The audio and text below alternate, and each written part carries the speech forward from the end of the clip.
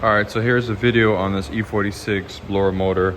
I've watched a lot of videos on YouTube and everybody says all you have to do is take out the cowl or these pieces here, right? And that under panel piece and these pieces, right? And that's not the case, right?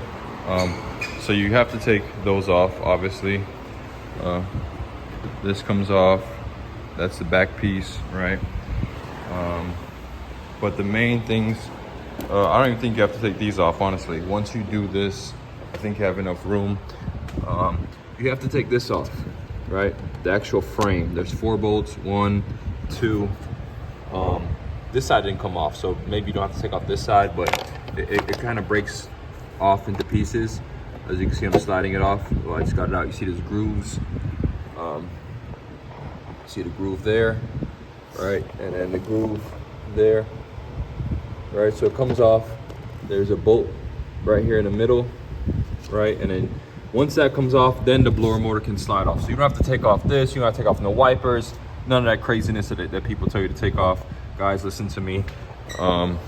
Make your life easier and replace your blower motor by doing that. All right, so that's what it is. Super Tech on 3. 1, 2, 3. Super Tech.